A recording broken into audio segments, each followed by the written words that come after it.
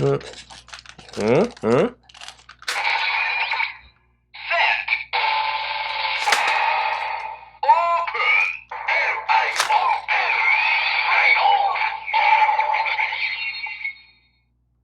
I bet you're wondering, what does this have to do with Let's Talk Anime? Absolutely nothing. I'm just a fan of Kamen Rider, specifically Wizard, and also Decade. I'm a tokusatsu nerd.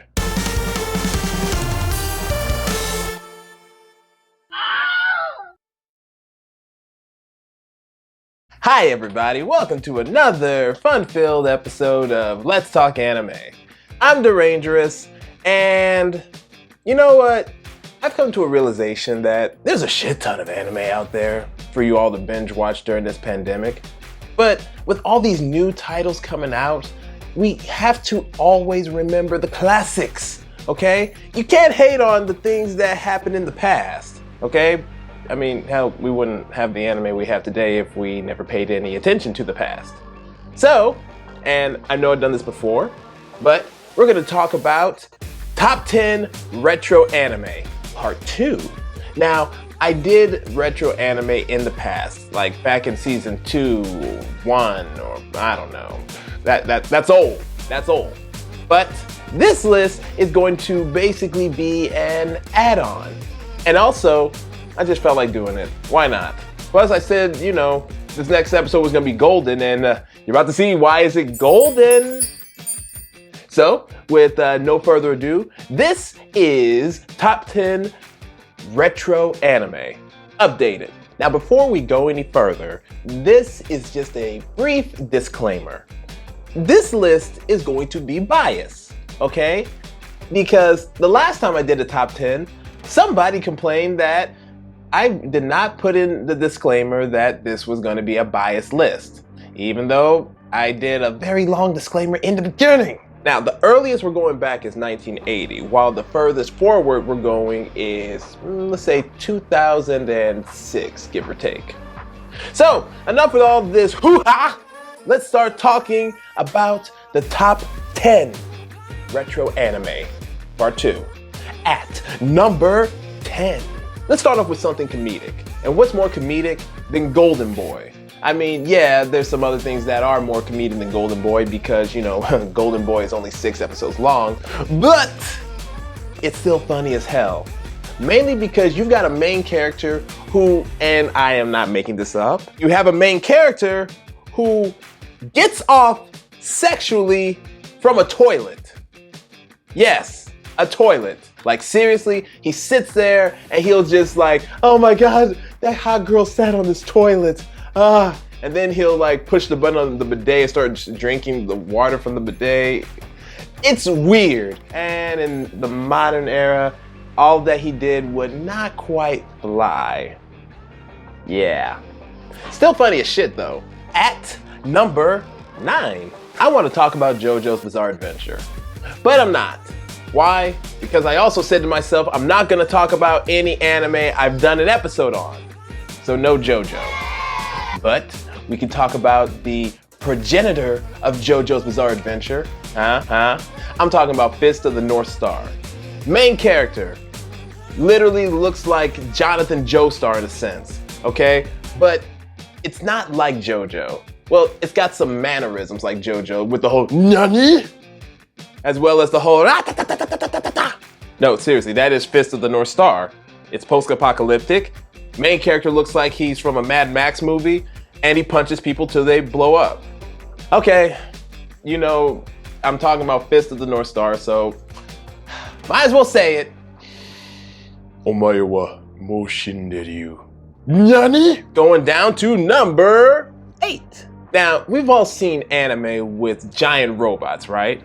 And we've seen anime with giant robots that can fly, right? So, imagine giant robots riding hoverboards. Okay, I get it. It's stupid as hell, but Edireka 7 makes it look badass, okay?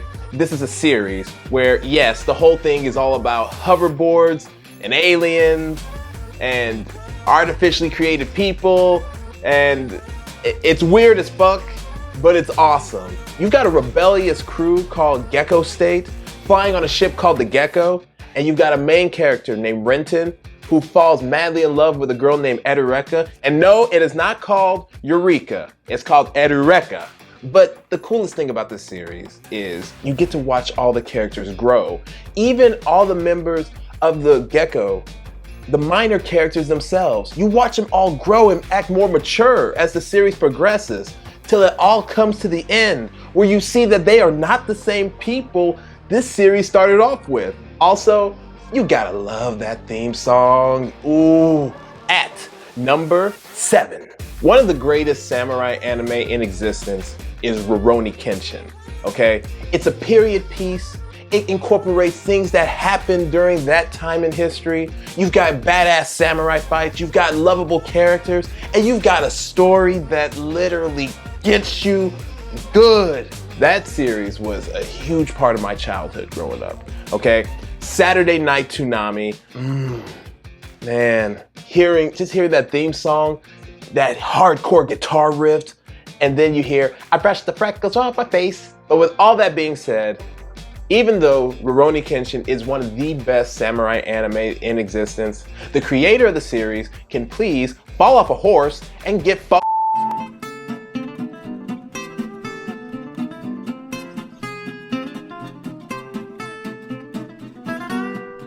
Moving down to number 6. When I was making this list, a question was going through my mind, and that question was, why am I adding some of these anime? And the reason being because it left a huge impression on me. Just the memories it gave me when I was, young. This series is special. You see, my number 6 choice is Black Lagoon, solely because this was the first anime I watched where they abused the F-bomb. Black Lagoon is about a gang of multicultural mercenaries who just take random jobs and kill a bunch of people. Also, there's a special episode, and this is actually a very, very good episode. They just start brutally murdering Nazis. I mean, come on! Now that is actually true patriotism. Remember folks, punch your local Nazi. Don't demonetize my video because I advertise. I don't like, you know what? Just fuck the Nazis. Moving on to number 5. So fun fact about Derangers here. You see, I'm also in a maid cafe as a butler. I'm actually about to talk about Ouran High School Host Club. Ouran High School Host Club is just it's so sweet, okay? You've got a character who basically falls into debt with her high school's host club, and she poses as a guy to pay back the host club for something that she broke. What makes this series amazing is 2 reasons. Reason number 1, the main character, Haruhi Fujioka. Haruhi is someone who doesn't give a shit about gender, okay? Haruhi just acts the way that she prefers to act. One could say Haruhi is actually gender fluid, and how she just bounces between one day being feminine, the next day being masculine, or just whatever. Why? Because Haruhi's happy the way Haruhi is. And reason number 2, Tamaki Suo. I base my butler persona off of him. Yeah. Don't judge me. Number 4. Welcome to the NHK. This is an anime about the government hacking into people's minds, okay?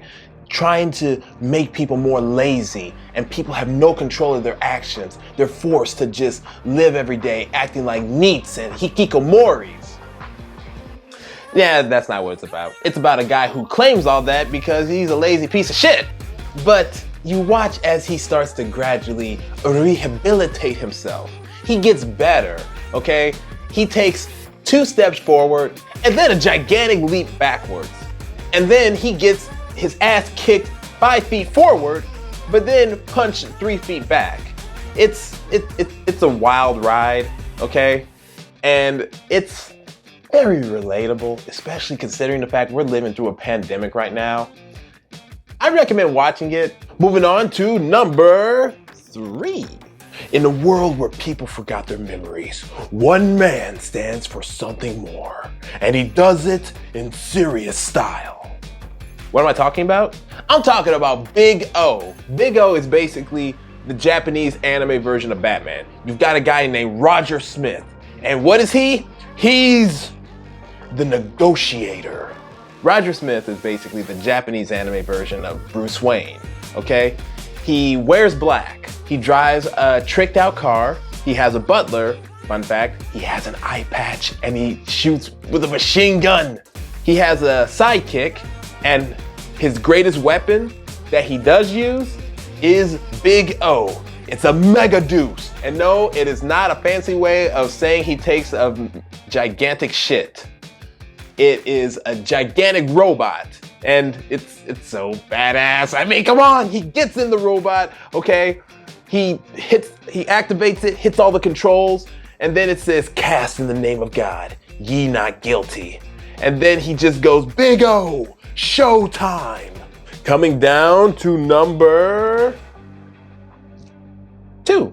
Okay, if I'm talking about retro anime, and I will get a lot of hate if I don't say this, but I have to acknowledge Gundam. But which Gundam series am I gonna talk about? Now, I know most people are gonna say, he's gonna talk about Gundam Wing. Yeah, Gundam Wing, greatest Gundam series of all. I did not quite care for Gundam Wing. Instead, I'm gonna mention Mobile Fighter G Gundam. Now, I can really go into detail about G Gundam, but this is gonna have to be more of a season 4 episode, because there's a lot, but all I can tell you about this series is Space Colony, Neo Mexico, and the Tequila Gundam. That is all. But before we go any further, let's do some honorable mentions, okay? And get ready, this list is kind of big, so we'll be quick about it. Ahem, The Vision of Escaflowne, Full Metal Alchemist, Chobits, Serial Experiments Lane, Initial D. Initial Dick. But yes, Initial D, Sailor Moon, Speed Racer, Revolutionary Girl Utena, Fushigi Yugi, The Goku-sen, Death Note, Toradora, Code Geass, Fooly Cooly, Wolf's Rain, Hellgirl, The Melancholy of Haruhi Suzumiya. With all that being said, what is Derangers' #1 retro anime that hasn't been said in the previous list? Is The Slayers. The Slayers is just so damn amazing. I mean, it's basically Final Fantasy if Final Fantasy was an anime.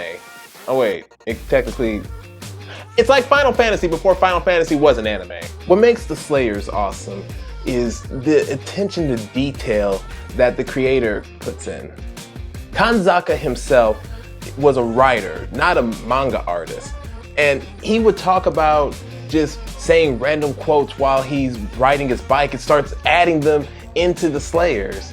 I mean, the spells have actual incantations. It's not just cast fire, cast ice, cast wind.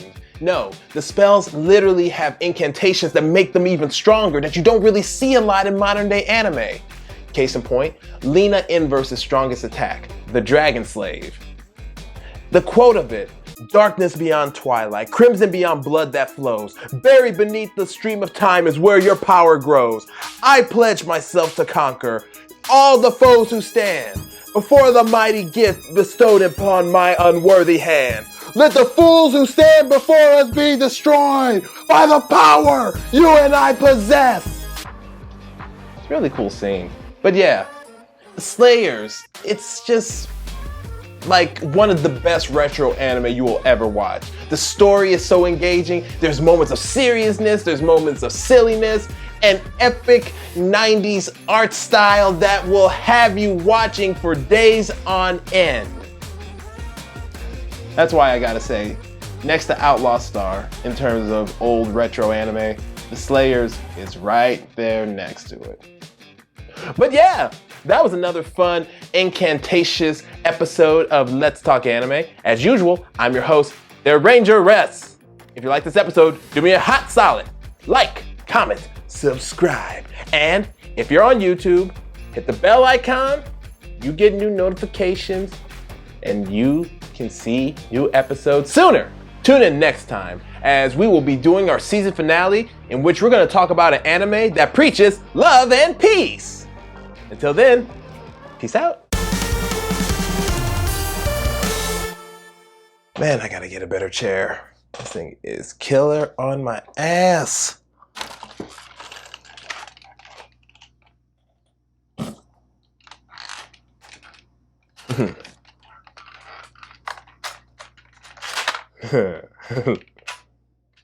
What? I want to be a common writer. If I can't be a magical girl, I'm being a common writer, and you all cannot stop me.